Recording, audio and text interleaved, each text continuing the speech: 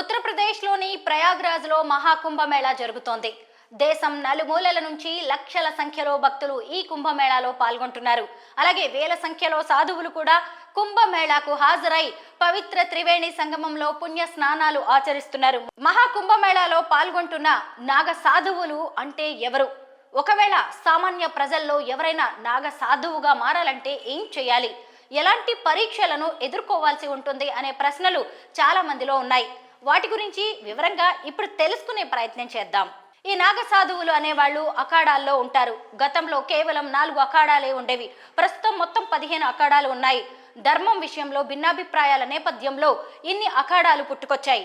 ఇంతకీ అఖాడా అంటే గ్రంథాలు నమ్మని వారిని ఆయుధాలతో ఒప్పించి అఖాడాలు హిందూ మతాన్ని పునరుజ్జీవింపజేశాయి అని మహానిర్వాణి అఖాడా కార్యదర్శి మహంత్ రవీంద్రపురి చెప్పారు. ప్రతి అఖాడాకు సొంతంగా దానికంటూ సంప్రదాయం ఉంటుంది.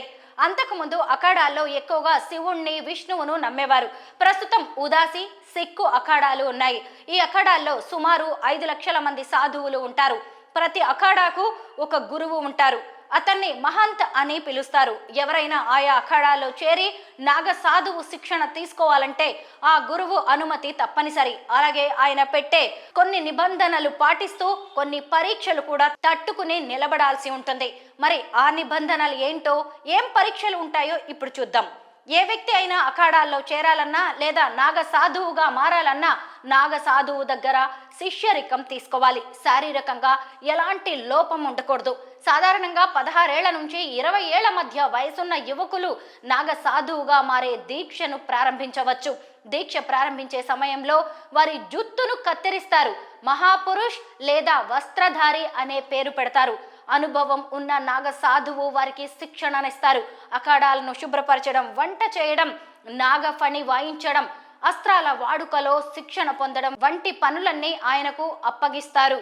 నాగ సాధువుగా మారాలనుకునే అనుభవం లేని సన్యాసి చేయాల్సిన పనులు ఎన్నో ఉంటాయి. అలా కొన్నేళ్లు చేసిన తర్వాత వారిలోని దీక్షను, పట్టుదలను చూసి సంతృప్తి చెందితే అనుభవం ఉన్న నాగ సాధువు వారికి నాగ దిగంబరులుగా దీక్ష చేయిస్తారు. ఆ తర్వాత నుంచి వారు తిరిగి ఇంటికి వెళ్లేందుకు అనుమతించరు. అలా వెళ్లకుండా ఉండేందుకు ఈ అఖాడాలకు చెందిన మహంత్ వారితో ప్రమాణం చేయిస్తారు. కుంభ సమయంలో 3 రోజులు ఉపవాస దీక్ష చేస్తూ మంత్రాలను జపించాలి. సొంతంగా శ్రాద్ధ కర్మలు నిర్వహించుకోవాలి. తన స్వహస్తాలతో 21 తరాల వారికి పిండదానం చేయాలి. ఆ తర్వాత లౌకిక ప్రపంచంతో సంబంధాలను తెంచేసుకోవాలి. కుంభమేళా జరిగే ప్రాంతంలోని నదిలో తెల్లవారుజామున పవిత్ర స్నానం చేసి కేవలం దుస్తులు మాత్రమే ధరించాలి. దీంతో వారు సాధువుగా పునర్జన్మ పొందినట్టు అవుతారు. నాగ సాధువులు శరీరంపై ధూపం, భస్మాన్ని రాసుకుంటారు. నాగ సాధువుగా మారేందుకు కనీసం 2 నుంచి 12 ఏళ్ల సమయం పడుతుంది. దీనికి ఎలాంటి కాల పరిమితి ఉండదు.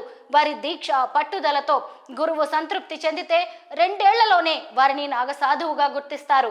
అయితే మహిళా నాగ సాధువులు పూర్తిగా నగ్నంగా ఉండడానికి మాత్రం అనుమతి లేదు. వారు కుంకుమ పువ్వు రంగులో ఉండే వస్త్రాలను ధరించాలి. ఈ రంగు వస్త్రాలు హిందూ మతంలోని త్యాగాన్ని ప్రతిబింబిస్తాయి.